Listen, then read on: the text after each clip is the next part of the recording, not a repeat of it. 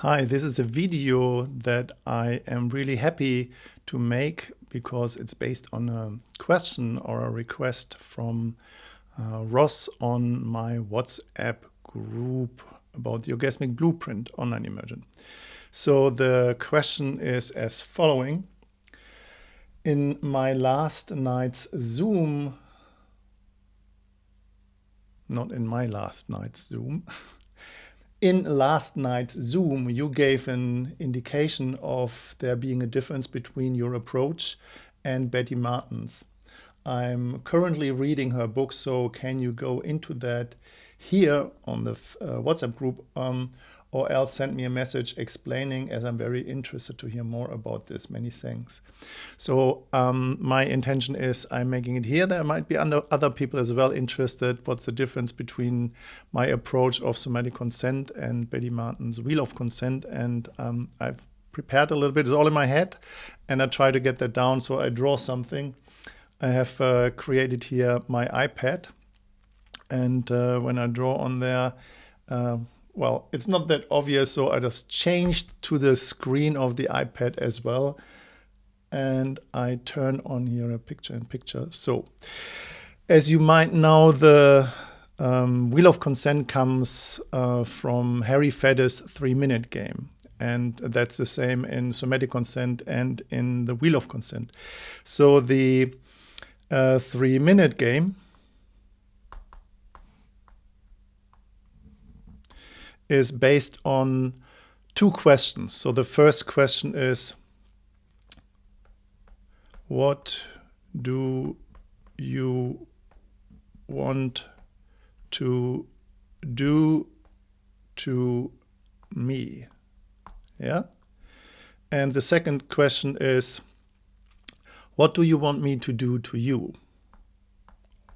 What do you want me to do to you? So why? Yeah, so this is the 3-minute game from Harry Fedder's. Yeah. So Betty Martin took the 3-minute game and practiced that, and in her own experience, she then saw that this has created the structure. So one structure of doing and one is done to. And then you have this X, what is on one side give and on the other side to receive, right? And in this structure, you can see who is doing the action. Yeah, and let's change that back here. So you can see who is doing the action. So either doing or done to, and who it is for. So either the giving side or the receiving side. So in this, going back here, so in this regard, it's the same like in the somatic consent engagement system. So doing and receiving is here the same, and the sensory inflow is pretty much the same. Yeah, so this is the same structure. So Betty Martin says at this point that within the 3-minute game and the wheel of consent, what makes this dynamic possible or creates actually the structure is what she says, change my color, and the thing is this magic circle of consent. Yeah, and when the circle is created, then you can very clearly see what the agreement is. And here in this area where you are doing and receiving, this is what she calls take, and the question is, may I? Yeah, easy. When you are done to and you receive, then it's the question, will you? Yeah, and she calls that accept. So it's in the wheel of consent very obvious. Most people know that. And then you have the opposite side. So the two questions are giving this structure here. What do you want to do to me? That is the take the may I question, and what do you want me to do to you is in this case the serve dynamic. Yeah. And then this down here is the allow. So Betty Martin says if there is no consent, yeah, so if that's not agreed upon what's the action and who is it for, then you go outside here in the shadow, what is literally on this side here, in the extreme case, rape. Then you have down here, if there is no agreement, exploitation. And you have the, if there is no agreement here about the serving dynamic. Let me switch that shortly here. In the serving dynamic down here, can't really see it. Then it is the pleaser. And down here you have the victim. So this makes sense to most people, and most people understand that, and this is really great. So now here comes the thing, that this only works when you have an established container with somebody playing the 3-minute game. So the 3-minute game is a certain dynamic, and the core and the roots of the 3-minute game is you give your gift of power, what is literally you doing while you're receiving. And in this case, you take and do it for yourself. But in the BDSM dynamic, where the 3-minute game is from, it's more like the dom in action for the benefit of the other person who is being done to. Yeah, so they give their gift of power, not in a space of they don't do what they want. They do what they want, but for the other person. Yeah, so this is a different structure. So this is the roots of the 3-minute game, and Betty Martin has created this wheel of consent out of that structure.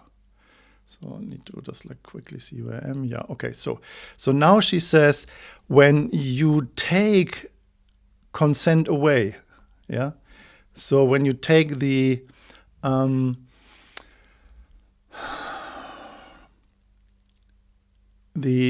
entire structure here of the serving dynamic, so I might want to make sure that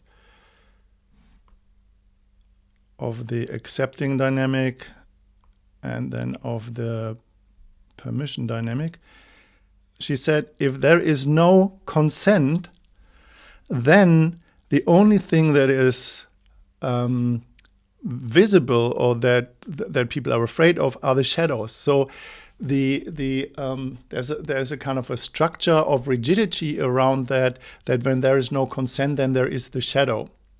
And this is not applicable in any kind of real life situations, you know, where people don't know if they play the 3-minute game and then all of a sudden they're in the shadow. And so the wheel, because of that reason, has been weaponized.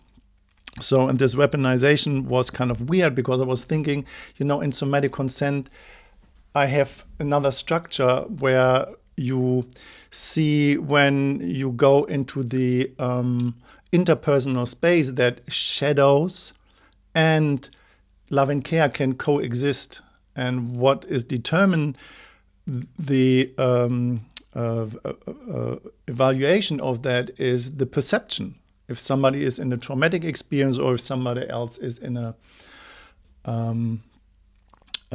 thriving experience. So the perception on survive is different than on thrive. So, and therefore people come together and then they're throwing this shadows at each other because you have looked at me and I have given you permission for that. And that was kind of a weird situation. And that's why I have created the other structure. So now I just clean the page and draw the other one. I have kind of put the circle in a square, literally. And the square is that, okay, I need to draw that line here. So the square is that this is your domain. Yeah. So let's say this is the place where you have autonomy, sovereignty, self-agency, you know, and your rights, your responsibilities in the best place. You know, your body, your thoughts, your feelings, your emotions, your desires, your boundaries, everything else, that's your domain. And that's this square, let's say. Yeah. So that's the first level of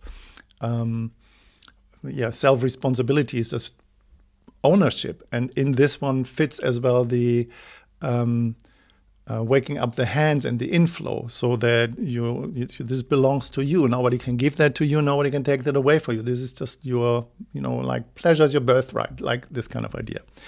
So, and I go in the same dynamic from the 3-minute game, and from the 3-minute game, I draw this line here in the square, what I call the agreement line. And then I have the other square here, what I call the permission line. So, and the structure is the same in the 3-minute game. So either you're in action or they're in action. Is either for you, it's for them. So this is what I do. So who's doing the action and who is it for? It is either your action, obvious, or it is their action. And is either for you, or it is either for them. And this is determine the 3-minute game. Yeah. So, and then here is the same dynamic when you are in action and it is for you, then you ask here on the permission line the question, may I? Yeah. And here, when it's for you and it is their action, you ask here, will you? Oh, you? Question mark. Yeah. So that makes the structure literally possible. Yeah. And when you don't play the 3-minute game, you can still ask question without any shadow here. Yeah. But what it makes it obvious to see the shadows are, and I go to another page, when you are again, when you are here on the square and you don't ask for what you want, what are you doing instead? Then you get the same shadows, because this is human engagement. And here are the shadows, for example, when there is no permission, then you have the same, it's rape. And if you are in the place of, laziness and you don't ask for somebody else's action, you expect that, then you go here as well into exploitation. And on the other side here, you have as well the victim, and up here you have the pleaser structure. So that includes the shadows. So the shadows are there, but the shadows are not independent from the circle of consent. That means just like if there's no consent, then there's a shadow. That means if there is no consent, there might be, for example, a structure of an emergency. There might be a survival mechanism. Whatever the, survival structure needs to be, and is that a shadow, is the question. I don't think so. Or when we come together with people in a room where there is no agreement about the 3-minute game, and when there is no other structure or container created, and then somebody starts to talk to somebody, and then just like, well, you're just a perpetrator, you are a rapist because you have invaded my space and talked to me without having asked for. So I don't think that this is the case because we have an interpersonal place when you come together with friends and family, you meet with people, then there are social norms that we have. And the social norms come individually, of course, country to country, from a place of, I assume, love and care, like how as well is that space in, when there are both in action. Does it mean that one is in shadow, or how is that when it comes to it is for both? Yeah. So the structure that I provide here creates a new level, another dimension, and this dimension is a developmental structure, and this developmental structure starts with your base, as I have described that here. Yeah? And then you play the 3-minute game to make the distinction: who is in action, who is it for. You learn a lot about your boundaries and your limits and how to express that, the communication piece. So you evolve, you develop on another level. That means that on one point, when you engage with other people, you see and you feel what is different. So that means as well that there needs to be a different space, and the different space that I'm trying to express or to explain is that when you have here your base, so the structure where you have ownership, self-love, self-care, whatever you do, and then you just create, instead of a circle like in the Wheel of Consent, there's either, the structure of take, allow, serve, accept, or there is a shadow if there is no agreement. Here, this is just, you have this place that becomes a pyramid when you put the structure here of the square with the cross, and you look from on top. So it's a developmental structure, and the structure that I describe here, this is called the apex, the interpersonal place of love and care, where shadows in survival mechanisms, so real life scenarios, can happen without them being, negative in a way. So, in an emergency situation, then people need to give orders, people need to make demands or giving directions, police, firefighter, military, just like, oh, could you please take that weapon and run over and just like attack somebody or invade somebody. So there is a place that is not a shadow. And this is when I see the apex from an interpersonal place, so that there is a more broader spectrum. So you can't really use that and weaponize that, because you have to see it on all from all angles, from all structures, and all structures include everyday life, includes everything, lovemaking. Those are in action, it's for both. So where does it fit in the Wheel of Consent? I can't find it, but people use it as if there is a shadow because now somebody else has done something from an interpersonal love and care place, where another person puts themselves in the position of the victim and then throws over to the other side and you're the perpetrator. And I think that's not right when this tool is being weaponized and the structure is not being really communicated in a conscious way. So this is the difference. So the similarity is the Wheel of Consent and Somatic Consent Engagement System comes from the 3-minute game, and the 3-minute game creates that structure. And the difference is the Wheel of Consent can't really be used outside of the 3-minute game, and I have seen it being misused too many times. And the Somatic Consent Engagement System is a structure that includes all of that. So the shadows as well as the interpersonal place, and even from the interpersonal, unity, the function of a oneness, the transpersonal spiritual experience. And so that was obvious for me that this is a developmental structure in a certain direction of personal or spiritual development.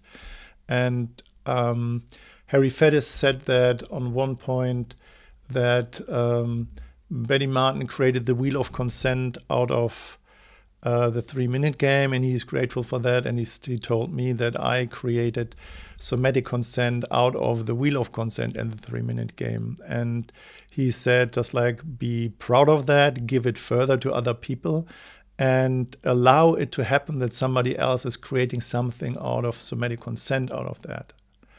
And with that spirit, I share somatic consent, and still say the Wheel of Consent is a great tool when it expresses the 3-minute game in one container.